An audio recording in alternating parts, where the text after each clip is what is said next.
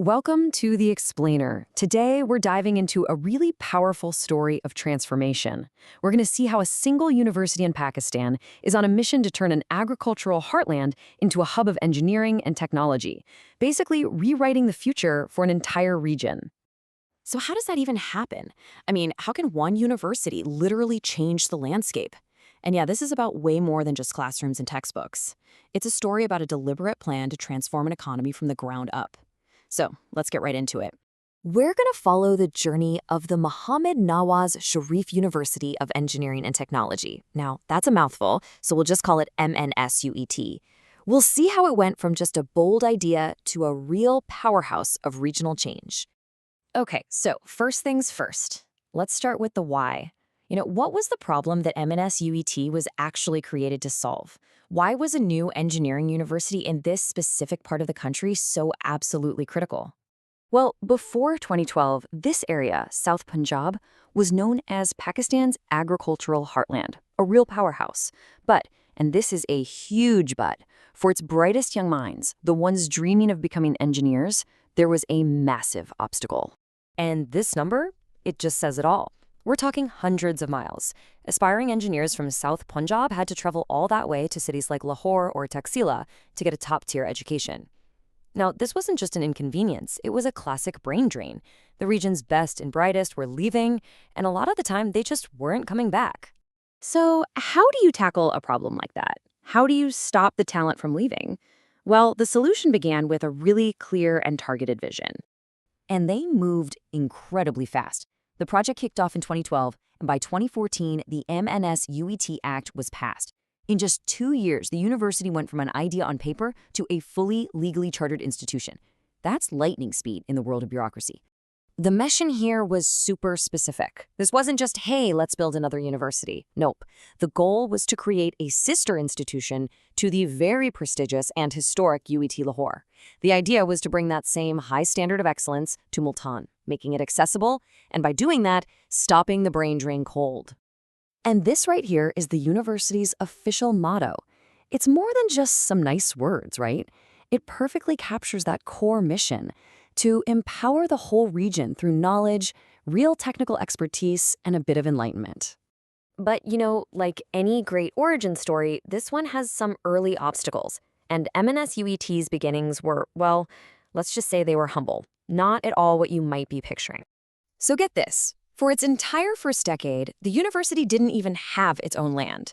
It literally operated as a campus within a campus, housed inside a government technology college.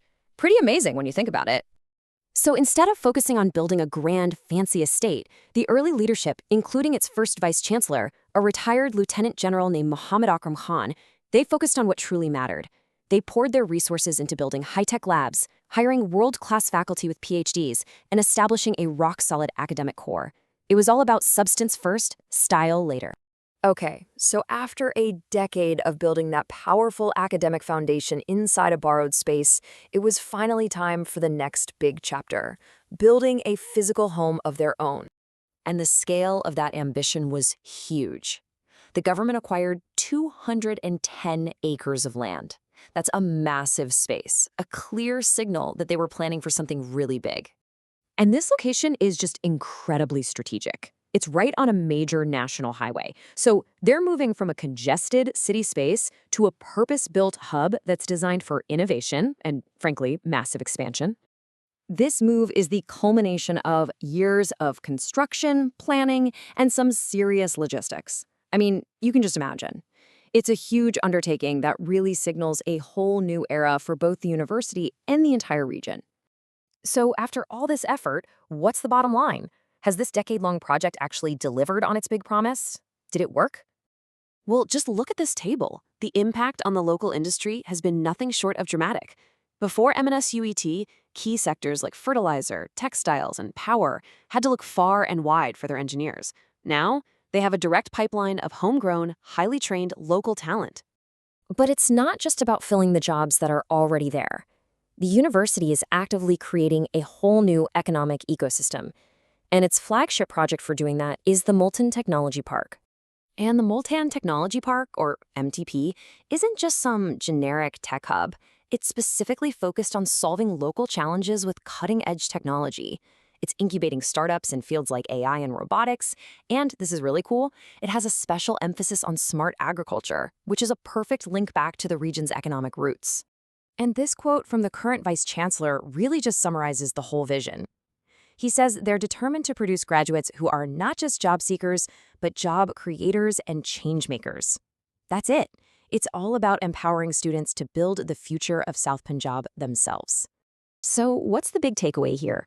The story of MNS UET is really this powerful case study.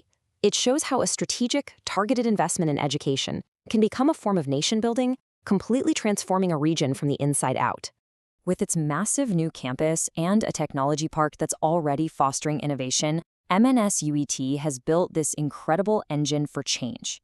The foundation is set. So the question now is, how high can this region fly? It really feels like the true transformation is just getting started.